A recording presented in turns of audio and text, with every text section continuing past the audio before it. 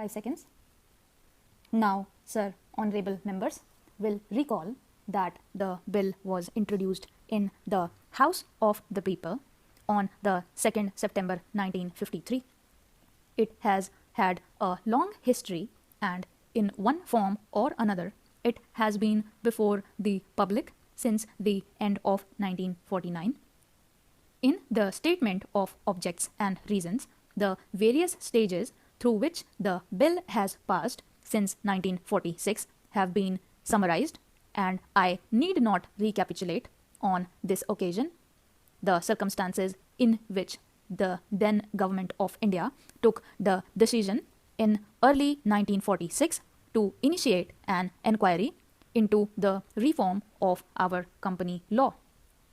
I would remind honorable members that between 1946 and 1948, the entire field of company law was carefully reviewed by two distinguished company lawyers who were appointed to recommend the broad lines on which the present act should be revised. Their recommendations were examined in the then Ministry of Commerce, and certain tentative departmental views which emerged were circulated in a comprehensive memorandum to all recognized trade and industrial associations, bar associations, the high courts, and the state governments. That brought us to the end of 1949. Many representations on this memorandum were duly received from chambers of commerce, trade, and industrial associations, state governments, and the general public.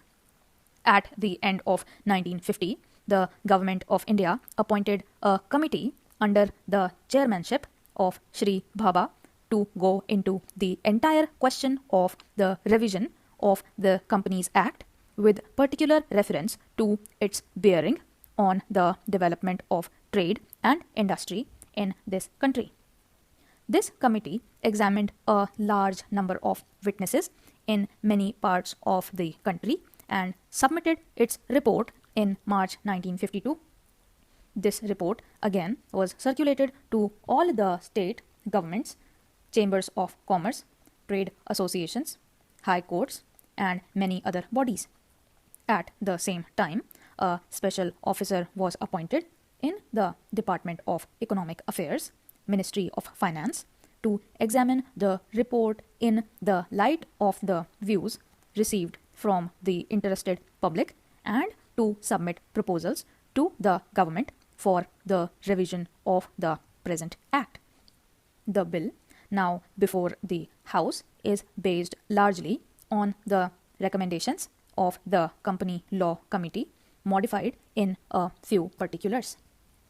Honorable members will notice that so far as public relations go, the bill has covered adequate ground.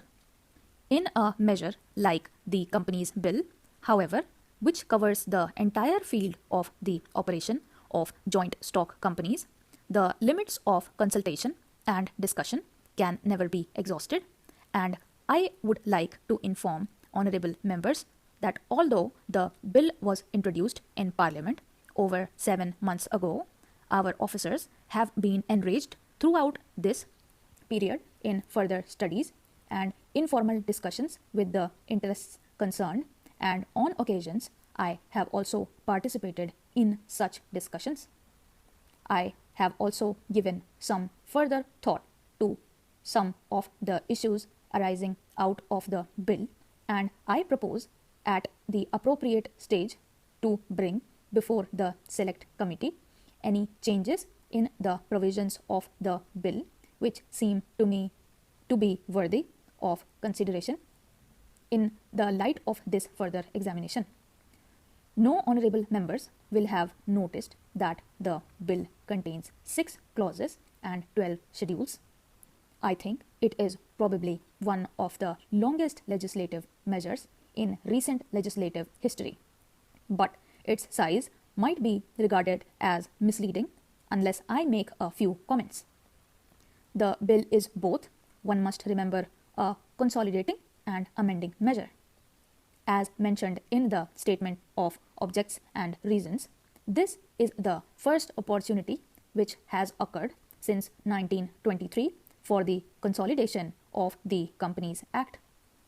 Advantage has been taken of this opportunity to redraft several long and complicated sections in the present Act, which have been split up into a large number of clauses. This is the largest single factor accountable for the increase in the number of clauses in the bill.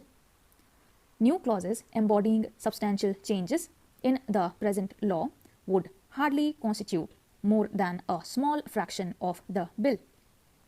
I would also draw attention to the structural changes in the bill to which a reference has been made in the statement of objects and reasons.